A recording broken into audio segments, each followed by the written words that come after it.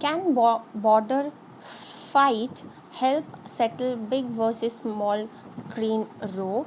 Border fight क्या help कर सकता है कि कम हो जाए बिग और स्मॉल स्क्रीन के जो लड़ाई चल रही है उसको? लास्ट वीक इंडिया का जो largest multiplex chain PVR INOX move to the Bombay high Court, वो बॉम्बे हाई कोर्ट मूव किए against the upcoming Hindi film Bhool Chuk माफ एंड प्रोड्यूसर मैडॉक फिल्म्स। ये इस फिल्म के खिलाफ वो हाई कोर्ट पे मूव हुए। What is the complaint and what does it tells about the troubles of Indian cinema owners? क्या क्या मुश्किलें आ रही हैं और क्या कंप्लेन था उसके बारे में हम चर्चा करेंगे। PVR INOX is struggling to attract crowds, वो क्राउड को अट्रैक्ट नहीं कर पा रहे हैं। Theatre chains are facing low footfall as people increasingly switch to OTT platforms. OTT platform पे जा रहे हैं तो उनको नुकसान हो रहा है। 24 में था 30 के ऊपर, अभी है 30 के नीचे। 18 से भी 18 है आसपास, बहुत कम है यार। What happened to the film Bhool Chook Maaf? Maddock Films and Amazon MGM Studios Hindi comedy Bhool Chook Maaf was set to hit the theaters on 9th May. वो 9 मई को थिएटर में रिलीज होने वाला था। And advance bookings were open, और advance booking भी open था। But 8 मई को प्रोड्यूसर ने कहा वो दे विल डिच थिएटर्स, कि वो थिएटर में रिलीज़ नहीं होंगे और डायरेक्टली रिलीज़ होगा फिल्म ऑनलाइन के अमेज़ॉन प्राइम वीडियो पर।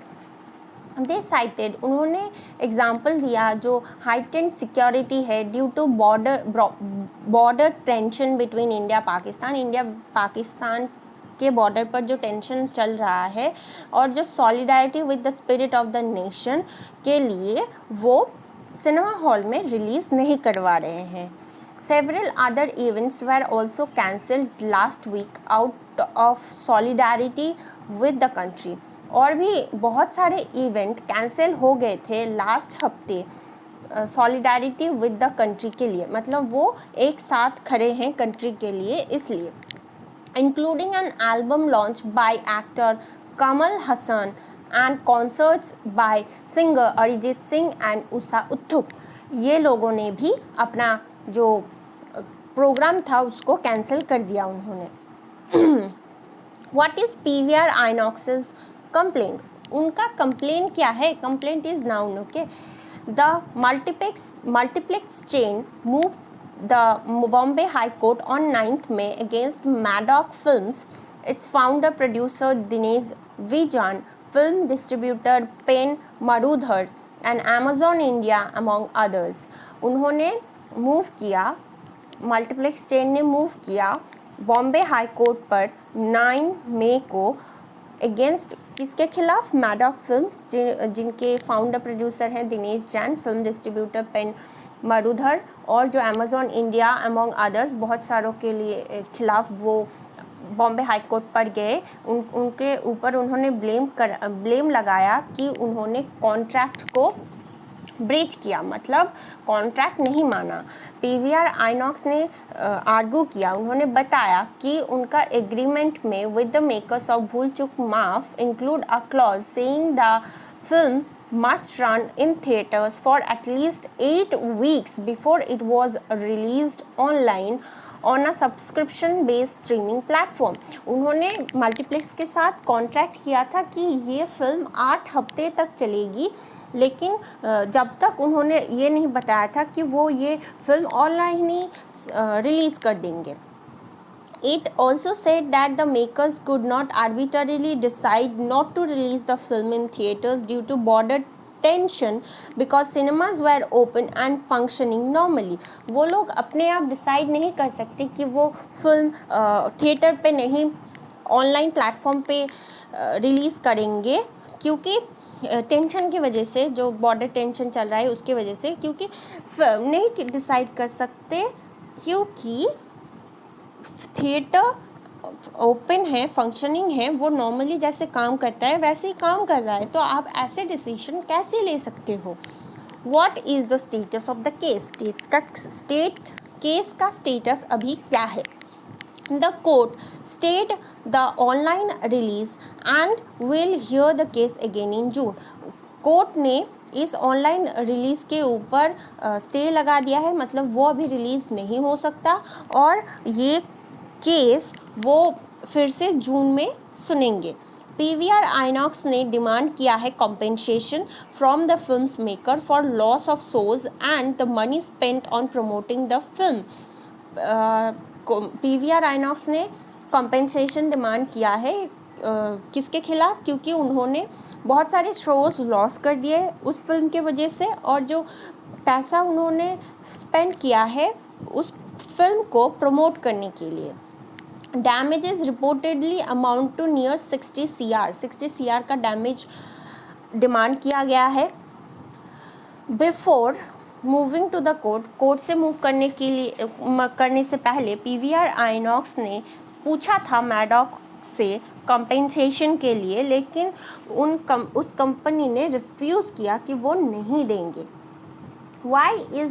Why is this case important? ये केस इम्पॉर्टेंट क्यों है?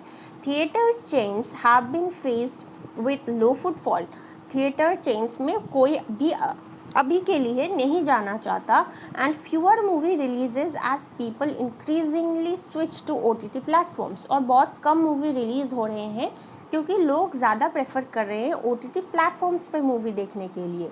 PVR INOX has been demanding that, PVR INOX demand कर रहे हैं फिल्म मेकर को कि वो movies run movies in cinemas for 8 weeks, वो 8 हफ्तों के लिए वो मूवी सिनेमा में रिलीज़ करे before releasing them online release करने से पहले।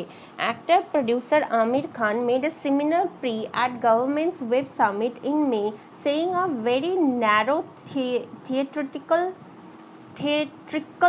window was killing films. Aamir Khan ने भी वेब समिट में कहा कि बहुत ही कम टाइम दिया जाता है फिल्म को थिएटर पे, जो कि किल कर रहा है फिल्म्स को। This case may decide the debate on a mandatory minimum 8 weeks theatrical window for films released on the big screen. ये केस बहुत ही इम्पॉर्टेंट है, ये डिसाइड कर सकता है कि एक फिल्म को 8 हफ्ते देना ही पड़ेगा थिएटर में। So why are film makers doing this? सो क्यों फिल्म मेकर ये कर रहे हैं? Releasing films in theatre is getting expensive as producer are forced to spend more on film promotion. Film को थिएटर में रिलीज़ करना बहुत ज़्यादा एक्सपेंसिव हो रहा है प्रोड्यूसर के लिए, क्योंकि उसमें उनको बहुत ज़्यादा पैसे प्रमोशन के लिए स्पेंड करना पड़ता है। Besides tickets and food prices for a multiplex outing are much higher than cost of an annual subscription to an OTT platform. और टिकट फूड प्राइसेस जो है मल्टीप्लेक्स का वो बहुत ज़्यादा है एनुअल सब्सक्रिप्शन जो OTT प्लेटफॉर्म पे मिलता है उससे। The current consumer slow down means viewers increasingly find value in watching films at home. जो करेंट कंज्यूमर स्लो डाउन हुआ है थिएटर में, ये मीन करता है, इम्प्लाई करता है कि व्यूअर पसंद करते हैं उन मूवी देखना उनके घर में। Producer to say it is easier and more profitable to simply sell their film to an OTT platform without having to worry about marketing budgets and box office collection. ये producer भी बोलते हैं कि film को OTT platform पे release करना बहुत ज़्यादा प्रॉफिटेबल है, क्योंकि इसमें आपको मार्केटिंग की चिंता नहीं करनी पड़ती, बॉक्स ऑफिस कलेक्शन की भी चिंता नहीं करनी पड़ती। ठीक है, हाँ, quick edit. Trade war time out हो चुका है। The US and China have agreed to lower tariffs by 115% एज points on the other to 30% and 10% respectively. US China ने एग्री किया है कि वो टैरिफ को कम करेंगे 115% एज पॉइंट्स पे, on the other 30% and 10% respectively for 90 days as talks proceed to finalize a mutual pact. 90 दिन के लिए ये टॉक प्रोसीड कर रहा है, चल रहा है, ताकि एक फाइनलाइज म्यूचुअल पैक्ट साइन हो जाए। Pact means agreement. The suspension of sky high tariffs, ये बहुत ज़्यादा टैरिफ जो लगा था उसको सस्पेंड किया गया है, इवन इफ टेम्पररी के लिए, but not on all goods comes as a surprise. लेकिन सब गुड्स पे नहीं, बस चुन चुन के किसी प्रोडक्ट्स पे ही हुआ है। ये एक सरप्राइज़ है, given the hostility of their recent trade relationship, जो बहुत ख़राब हो गया है उनका जो रीसेंट ट्रेड रिलेशनशिप है, with tit for tat action taking them down Doom spiral. Tit for tat, तुम लगाओगे तो मैं भी करूँगा, ये वाला एक्शन उन दोनों को ही नीचे की तरफ लेके जा रहा है। विथ पीस फ्लैग्स वेव किया गया है, मतलब दोनों ही शांति चाहते हैं, दोनों ही टैरिफ जो है वो कम करना चाहते हैं। The world's two largest national economies can get on with business, जो देश के दो बड़े बड़े नेशनल इकोनॉमीज हैं, कैन गेट ऑन, वो अब साथ में बिजनेस कर सकते हैं। Global supply chains will be relieved as snap-offs might now be avoided. Global supply chains अब normal हो जाएगा, क्योंकि जो ट्रेड वॉर है वो अभी अवॉइड हो रहा है, वो अभी नहीं हो रहा है। US tariff aggression and Chinese retaliation had threatened trans-Pacific shipment, and other countries seemed sure to suffer adverse ripple effects. US tariff का जो एग्रेशन है, यूएस का टैरिफ का जो एग्रेशन है और चाइनीज़ जो रिटालिएटरी एक्शन ले रहा है, ये ट्रांस पैसिफिक शिपमेंट और जो और भी कंट्रीज़ हैं उनके ऊपर कोई एडवर्स सफरिंग आ सकता है, ऐसा वो सोचते हैं। So it's good that better sense prevailed, ये इसीलिए अच्छा है कि दोनों ही समझकर एक अच्छा डिसीजन ले जिससे शांति बनाए रहे। For players that saw an opportunity in tariff arbitrage by using rate gaps to grab a bigger share of world trade, the prospect of the US and China repairing relation may seem disappointing. जो players हैं उन्होंने एक opportunity देखा था इस tariff के fight में, वो अभी रेट गैप्स वो यूज़ किए थे रेट गैप्स, ताकि बिगर शेयर वर्ल्ड ट्रेड का वो ले सके। द प्रॉस्पेक्ट, लेकिन जो अभी प्रॉस्पेक्ट चिंता है, मतलब सोच है यूएस चाइना का कि वो ये जो रिलेशन है इसको रिपेयर करेंगे, ये डिसअपॉइंटिंग है उनके लिए। But then trade success should be driven by the competitiveness of one's production. लेकिन जो ट्रेड सक्सेस है ये किससे चालू रहेगा? कम्पिटिटिवनेस से, जो ईच अदर के प्रोडक्शन के ऊपर डिपेंड करेगा, not by barriers being move up and down arbitrarily. लेकिन बैरियर्स आप कभी भी मूव अप डाउन नहीं कर सकते।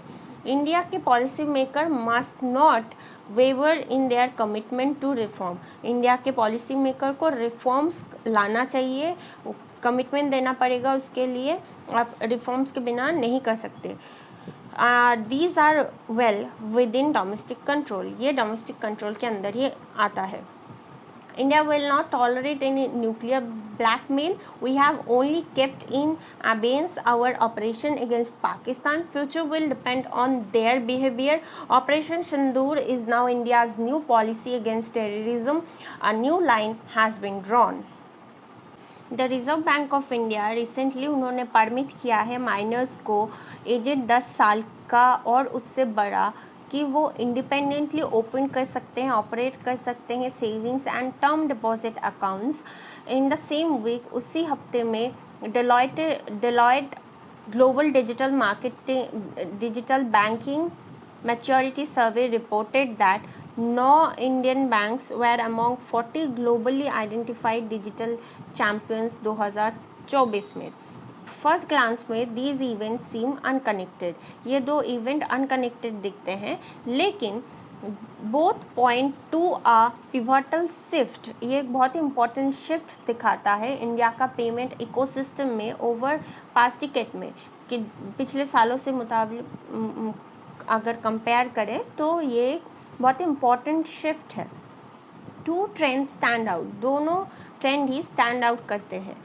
One Indians have embrace digital payments with गास्तु के साथ वो एम्ब्रेस करते हैं digital payment. The rapid adoption of UPI, rapid जो अडॉप्शन हुआ है यूपीआई का as a payment system is both a cause and a consequences of this shift, एक cause and consequence है इस shift की वजह से। Two most retail day to day digital payment are made using a mobile phone app। To most retail day to day digital payment किया जाता है mobile app से। In volume terms mobile payments were 37 times net banking payment, 37 times net banking payment है 2024-25 का। But in value terms the share of mobile payments drop, जो mobile payment का share है वो ड्रॉप किया है to less than 1/3। This clearly indicates that mobiles are being used for multiple small value daily transaction, small value के लिए भी use किया जा रहा है। India has a smartphone user base of around 700 million. India के पास एक स्मार्टफोन यूज़र बेस है 700 मिलियन का। More than 1 billion cellular connection, 1 billion cellular connection है as per telecom regulatory authority of India data as of December। As a country, our collective mobile usage has jumped after COVID-19। COVID-19 के बाद बहुत ज़्यादा jump किया हो चुका है।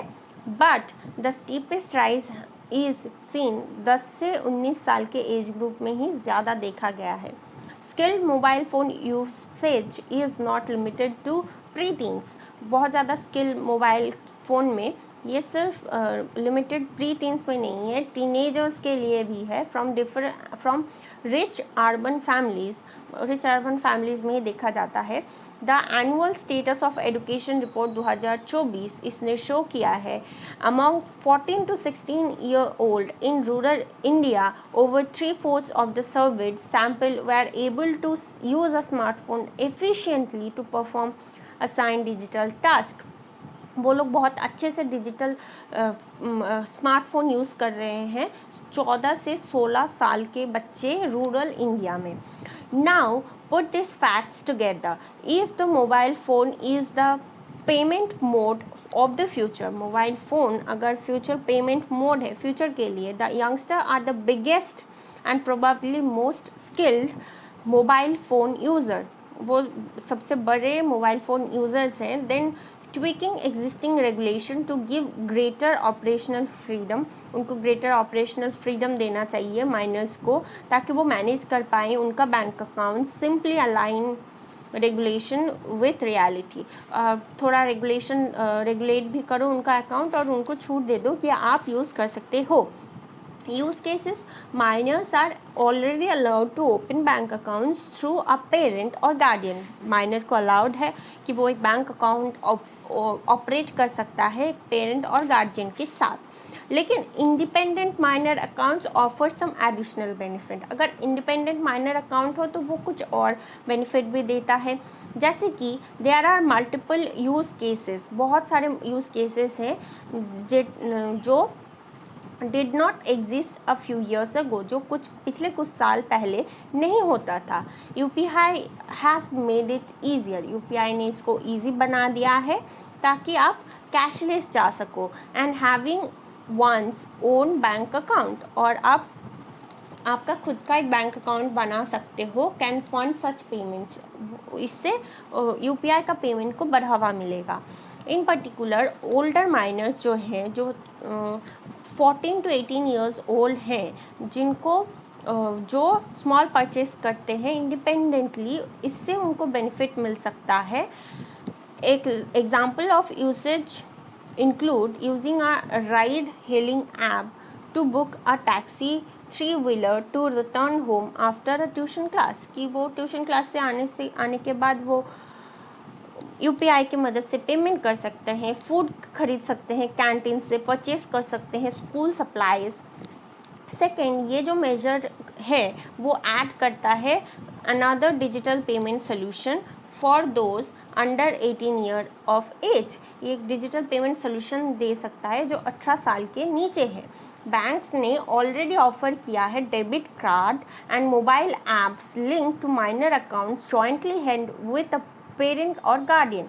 मतलब ये सुविधा पहले से ही है कि आप डेबिट कार्ड के साथ मोबाइल ऐप्स को लिंक कर सकते हो, उसमें एक पेरेंट भी इन्वॉल्व होगा। लिमिटेड यूज़ मोबाइल वॉलेट, जो लिमिटेड यूज़ मोबाइल वॉलेट जैसे कि Google Pay wallets for ages 13 to 18 years और and pocket money digital wallets that do not require a bank account, उस पर आपको बैंक अकाउंट की ज़रूरत नहीं है। जूनियो, फैमपे, FYP वो भी कुछ ऑप्शन है। मतलब इसमें आपके पेरेंट्स पैसे डाल के देंगे तो आप उससे फिर पेमेंट कर सकते हो। इन अगस्त 2024 में UPI circle was introduce to allow a secondary user. UPI circle ने इंट्रोड्यूस किया था एक सेकेंडरी यूज़र जैसे कि एक minor to make payment using the bank account of a primary. वो यूज़ कर सकता है एक बैंक अकाउंट जो एक प्राइमरी 18 साल के ऊपर के व्यक्ति का है। UPI यूज़र, पेरेंट और guardian, clearly there is plenty of demand, बहुत सारे डिमांड हैं। RBI ने सिंपली वाइडन कर दिया है जो चॉइस है उसको, मतलब आप कोई भी चूज़ कर सकते हो। Third, working with minors provides banks a chance to build a future customer base. अगर वो माइनर से काम करे, माइनर के साथ काम करेगा तो वो बाद में उसका क्लाइंट भी बन सकता है, उस बैंक का कस्टमर भी बन सकता है। Minor accounts form less than 1% of total bank deposit. Minor account जो है वो 1% से भी कम है टोटल बैंक डिपॉजिट का, लेकिन जब वो अर्निंग शुरू करते हैं जब वो अर्निंग शुरू करते हैं अडल्ट होने के बाद, they are likely to contribute much more, फिर वो बहुत ज़्यादा कंट्रीब्यूट करते हैं, उनका चांस होता है। Cultivating their loyalty is a customer acquisition opportunity. Cultivate करते हैं उनका जो लॉयलिटी है is a customer acquisition opportunity. मतलब पहले से ही माइनर थे तभी अकाउंट दे दिया, अब आप पैसे ऑन कर रहे हो तो यहाँ यहीं पर ही रख दो, तो ऐसा एक होता है। Catch them young, digital platforms have transformed the way young adults borrow and invest. Digital platform ने ट्रांसफॉर्म किया है यंग एडल्ट्स कैसे पैसे लेते हैं और इन्वेस्ट करते हैं। Many young borrowers turn to fintechs and NBFCs for small value loans. बहुत सारे यंग बोरोअर्स NBFC के पास, फिनटेक्स के पास जाते हैं छोटे छोटे लोन के लिए। These loans are often digitally processed and do not require much credit history. ये लोन पाने के लिए आपके ज़्यादा ये डिजिटली प्रोसेस होता है और ज़्यादा क्रेडिट हिस्ट्री भी नहीं मांगते ये लोग। यू गवर्नमेंट सर्वे 2024 में शो किया 20% से ज़्यादा जेनजीज ने लोन लिया है 6 महीने में।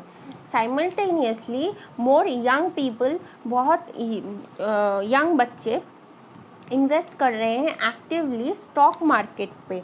The median age of new investors of the national stock exchange is only 32 years. Stock exchange में जितने लोग इन्वेस्ट करते हैं उनका एज का मीडियन है 32 years, with 40% below of the age of 30। 40% से कम 40% लोग 30 ईयर्स के नीचे ही है। Youngster have the tools to leverage and invest and aspiration to grow wealth. Youngsters के पास बहुत सारे टूल्स हैं, बहुत सारे फैसिलिटीज़ हैं कि वो इन्वेस्ट कर सकते हैं और एस्पिरेशन मतलब सपने देख सकते हैं कि वो रिच होंगे, but not enough knowledge of financial products and concept. लेकिन उनके पास नॉलेज नहीं होता, फाइनेंशियल प्रोडक्ट्स का नहीं होता। National centre for financial education survey 2019 में फाउंड आउट किया था सिर्फ 30% of 18 to 29 year old financially literate है। 2023 RBI के स्टडी ने शो किया था कि एडल्ट जो 30 साल के नीचे हैं वो had lower scores on financial literacy, बहुत कम स्कोर है पाया है उन्होंने फाइनेंशियल लिटरेसी पे एज़ कम्पेयर टू ओल्डर कोहर्ट्स, जो बड़े हैं उनसे कम ही मार्क्स किया है पाया है तो उन्होंने।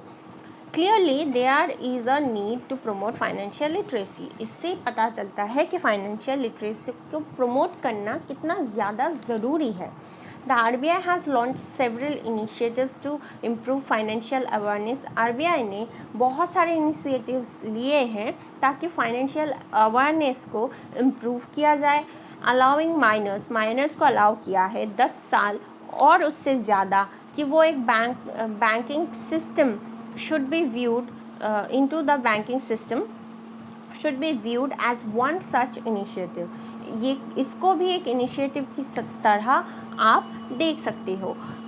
Taking ownership of one's own account, अगर आप खुद के अकाउंट के ओनरशिप लेते हो, फाइनेंसेस के ओनरशिप लेते हो एक बहुत ही यंग एज में, ये आपको एम्पावर करता है, एक एम्पावर्स इंडिविजुअल आपको एम्पावर करता है कि आप budget for their needs and save regularly, कि आप सेव करो और कैसे आप खुद का बजट तैयार करो, और प्रोवाइड करता है एक early start to financial education, आपको फाइनेंशियल एजुकेशन भी मिलता है।